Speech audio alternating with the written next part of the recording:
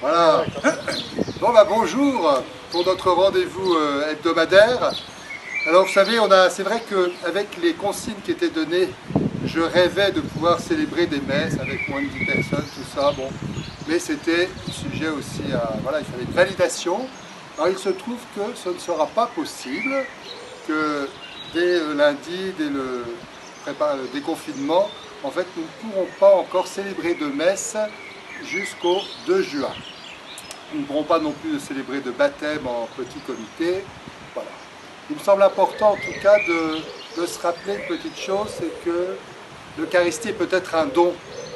Pas un dû, mais un don.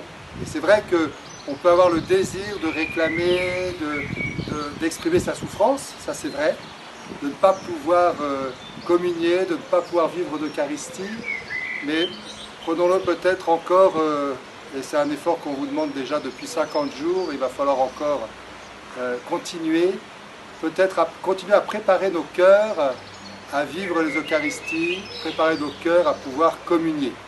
Alors nous allons pour cela aussi pouvoir remettre en place des temps d'adoration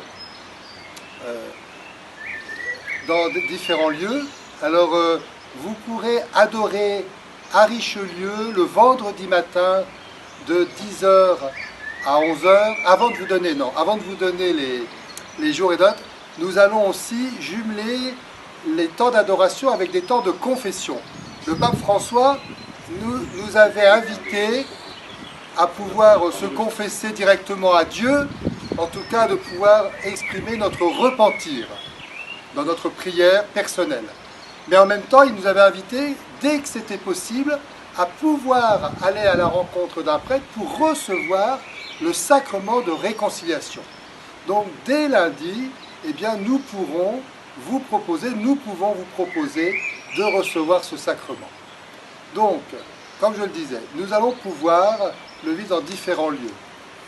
Il y aura donc adoration, confession à Richelieu le vendredi matin de 10h à 11h et le dimanche après-midi de 16h à 18h.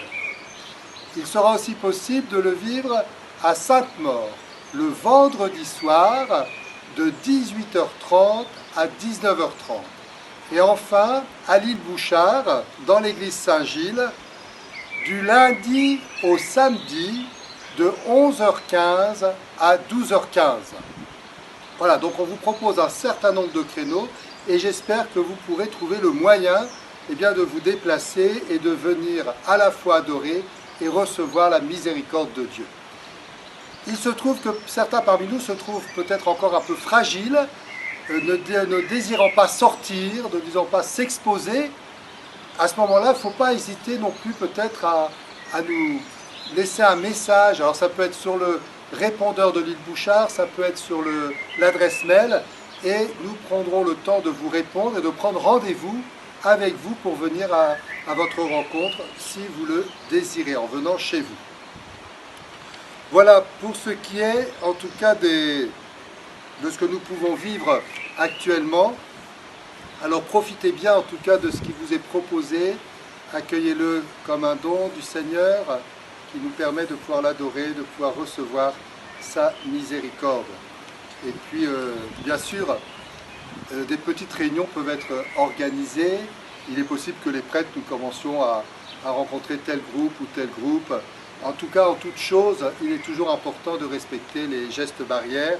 On va, pour finir tout ça, se confier les uns les autres, notamment ceux qui ont le plus de mal actuellement, qui souffrent de ce confinement. Et on va se confier à la Vierge Marie en chantant aussi le Je vous salue Marie, peut-être de l'île Bouchard. Je vous salue Marie, pleine de grâce, le Seigneur est avec vous. Vous êtes bénie entre toutes les femmes, et Jésus, votre Fils, est béni. Sainte Marie, Mère de Dieu, priez pour nous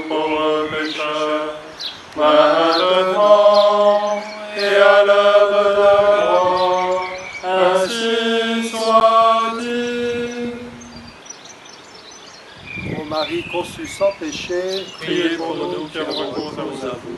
Notre-Dame de la prière, Apprenez-nous à prier. Saint Gabriel Archange. Priez pour nous.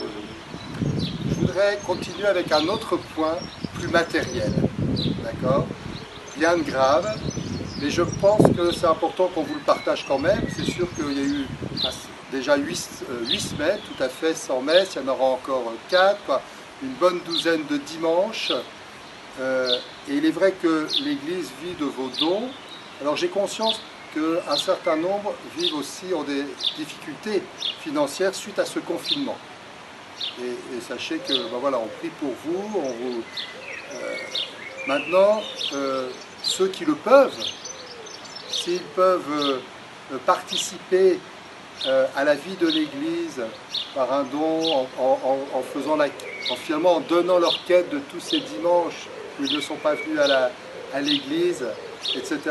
Sachez que vous pouvez le faire et que cela nous aidera. En tout cas, un grand merci de ce que vous pourrez faire.